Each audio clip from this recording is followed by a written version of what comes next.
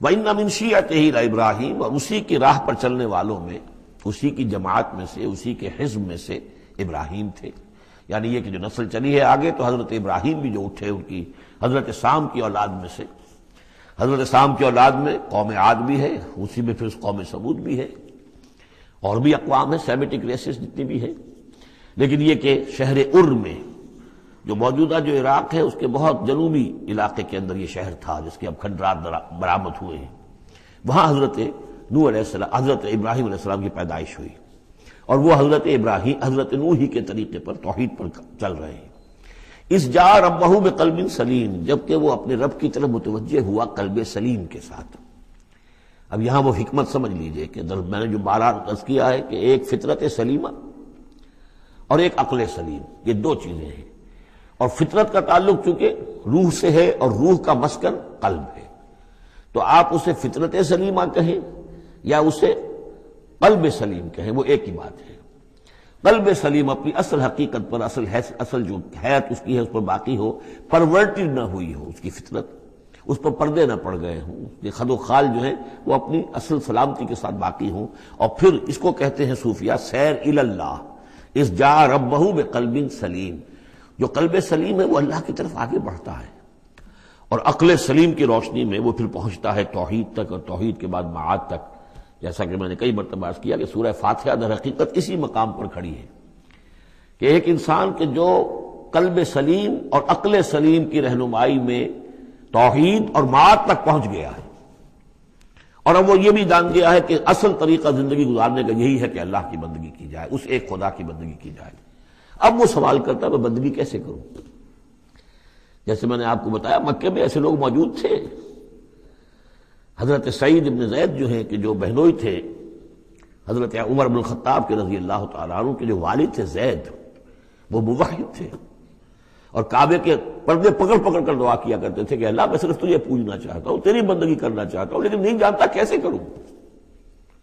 ظاہر بات ہے، اس لیے اہدنا الصراط المستقیم، یہ ہے اصل میں سورہ فاتحہ کا جو نظم ہے کہ وہاں تک تو پہنچ گئے الحمدللہ رب العالمین الرحمن الرحیم مالک یوم الدین ایاک نعبد، یہاں تک تو انسان پہنچ گیا. لیکن اب بندگی کیسے کریں؟ ایاک نستعین اہدنا الصراط المستقیم، اس بندگی کے لیے تیری مدد چاہیے، توفیق بھی تیری ہو اور ہدایت بھی تیری جانب سے ہو. دو چیزیں ہمیں ملیں گی تو ہم تیری بندگی کا حق ادا کر سکیں گے. اذ جاء ربہ بقلب سلیم اذ قال لأبیہ وقومہ ماذا تعبدون، یاد کرو جب کہ انہوں نے کہا اپنی قوم سے اور اپنے والد سے یہ کن چیزوں کو آپ پوجتے ہیں؟ ائفکا آلہۃ دون اللہ تریدون، کیا اللہ کے سوا؟ یہ آپ کے من گھڑت قسم کے افک ہے، یہ تو گھڑی ہوئی چیزیں ہیں جن کو کہ اللہ کے خلاف، اللہ کے سوا آپ نے گھڑ لیا ہے، آپ ان کو چاہتے ہیں، وہ محبوب اور مطلوب ہو گئے. تریدون، اب دیکھیے یہ وہی ہے ضعف طالب و مطلوب، تم کس کا تم طالب ہو، کس مطلوب کون سا ہے تمہارا؟ یہ تمہارے مطلوب ہے. ائفکا آلہۃ دون اللہ تریدون فما ظنکم برب العالمین، تو تمہارا کیا گمان ہے اس ہستی کے بارے میں جو تمام جہانوں کی مالک ہے اور پروردگار ہے.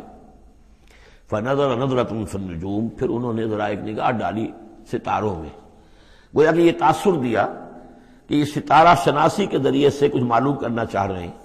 اور پھر کہا فقال انی سقیم، میں تو بیمار ہوں یا بیمار ہونے والا ہوں، میری طبیعت کچھ ٹھیک نہیں ہے، یا یہ کہ مجھے اندیشہ ہے کہ مجھے کوئی بیماری آنے والی ہے.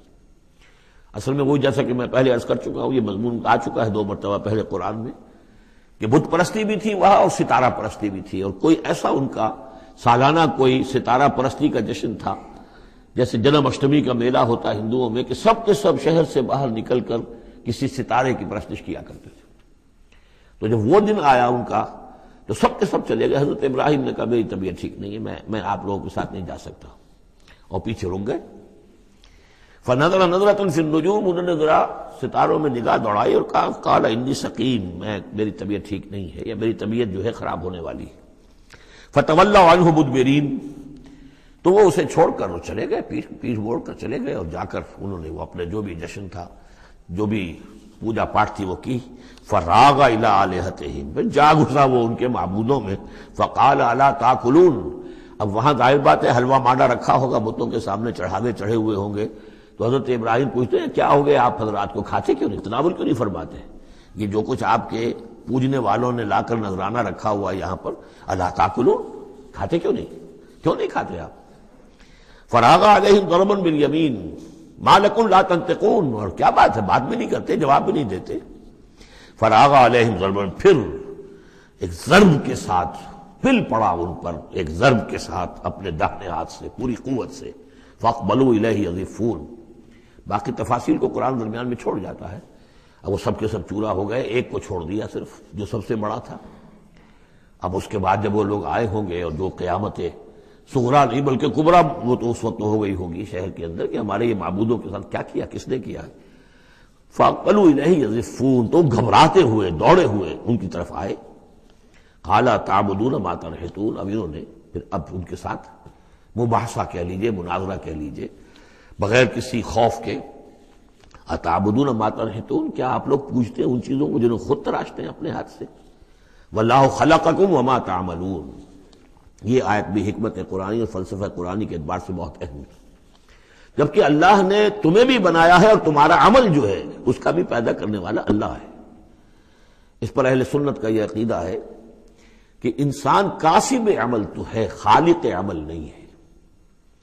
یعنی میں نے ارادہ کیا کہ میں یہ پیالہ اٹھاؤں، اس ارادہ کرنے کا معاملہ تو میرا ہے، اور اسی کی بنا پر اگر یہ ارادہ نیک ہے تو جزا، اور غلط ہے تو سزا۔ باقی یہ اٹھا سکنا اس کا، یہ میرے بس کا روگ نہیں ہے جب تک کہ اذن رب نہ ہو، اس لیے کہ نہ معلوم کتنی فورسز آف نیچر ہیں جو اس میں انوالوڈ ہیں، کتنا پریشر ہوا کا اس کے اوپر ہے، پھر یہ کہ میرا اپنا جسمانی نظام جو ہے کہ میرے دماغ کا فیصلہ میرے ہاتھوں تک کنوے کرنے والے جو وہ الیکٹرک وائر ہیں اندر، وہ وائرنگ میں کوئی گڑبڑ ہو جائے کہیں، لیکن یہ ساری چیزیں جو ہوتی ہیں تو اعمال کا خالق اللہ ہے، کاسب انسان ہے۔ واللہ خلقکم وما تعملون، یہاں خاص طور پر یہ اس لیے کہا جا رہا ہے کہ تم نے تراشے ہیں نا یہ، تو تم جو کچھ کرتے ہو اپنے ہاتھوں سے، تمہارے جو اعمال ہوتے ہیں ان کا خالق بھی اللہ ہے۔